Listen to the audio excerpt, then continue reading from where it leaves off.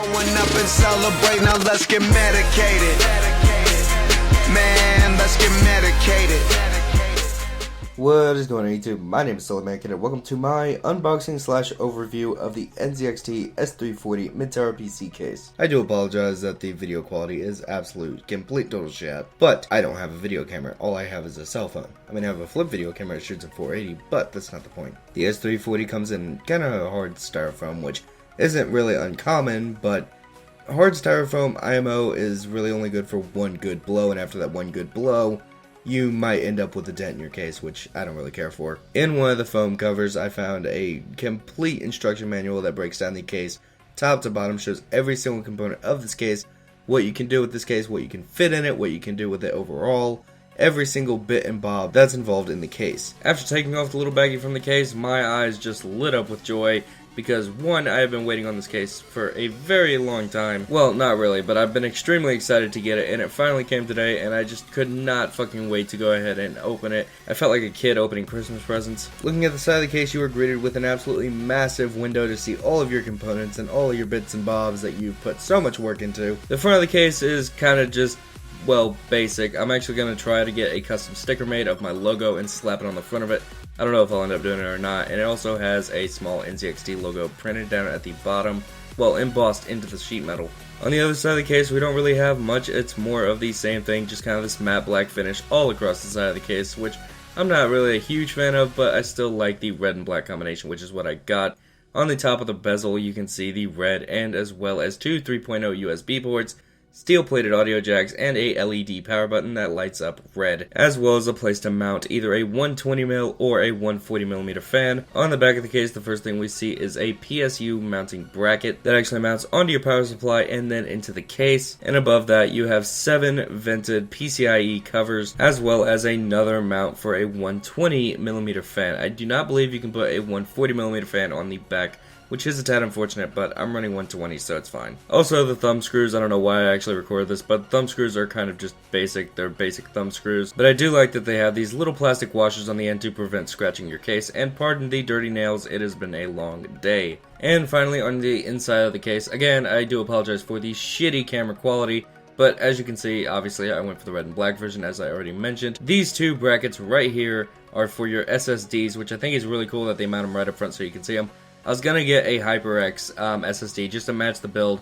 I'm going to be painting those red as well as the PCIe covers just to add a little bit more red accents. And you also have kind of a vent for your hard drives, which sit down below the stealth cover, which you will see here in a little bit. Something I didn't really capture in the video, but I am going to mention here, it actually does have pre-installed standoffs, which I just thought was a nice touch. And here is a quick look of the 120mm fans that come with this case. I actually have 2 red LED Corsair 120mm fans that are going to be sharing the case with those 2 120mm as well. And here's the part of the case that kind of stood out to me the most, and it's actually a cable shield or a cable management shield. It has cable hooks on the back, and it's just a really cool way to hide your cables. It's just, it works so well. I've seen so many builds in this case so far, and every one of them looks so clean, just because your wires come out in just the best spots. And here's just a quick look on the overall side of the case. After pumping off the front bezel, you have a really nice magnetic dust filter. Just, it's so nice compared to the one at the bottom, which I will show you at the end. After removing the dust cover, you can see it has room for dual 120mm fans as well as dual 140mm fans. And here is a look with the panel off on the back side as well. You got the cable guard as well as all of your functioning cable for your front I/O. And below that little vent at the front of the case that I showed you has your trays for your hard drives. And it has a little box that's filled with all your little goodies as far as all of the hardware you will need to install stuff into this case. And NZXT was kind enough to also include some zip ties with this case, so I thought that was just a nice little touch. As well as, and I will show this here in a bit, a absolute shit ton of loops to manage your cables. Just an absolute plethora of cable loops. It was just, oh my god, there's a lot of them and I love it. There are so many cable loops to help with wire management. There's that cable shield, and there are just so many little holes that literally are perfectly placed to hook up all the cables from your power supply to your motherboard, or anything to your motherboard for that matter. And here is a quick look at your drive bays. You can mount a hard drive on the very bottom by screwing in, well, through the bottom.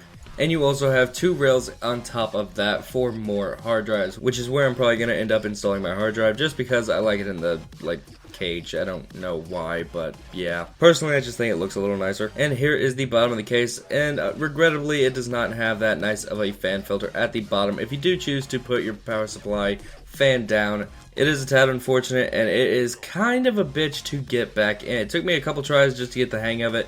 I mean, it's really not that hard, but it's not the easiest thing in the world, and it was a bitch to do this with one hand on the first try, so I think I deserve props for that. But it's a fan filter. I don't really expect that much. I wish I had a nicer one, but what I do love about the bottom of this case are the very tall rubber padded feet, just in case you do put your power supply grill side down and you actually happen to set this on a carpeted area. It's not going to completely choke your power supply.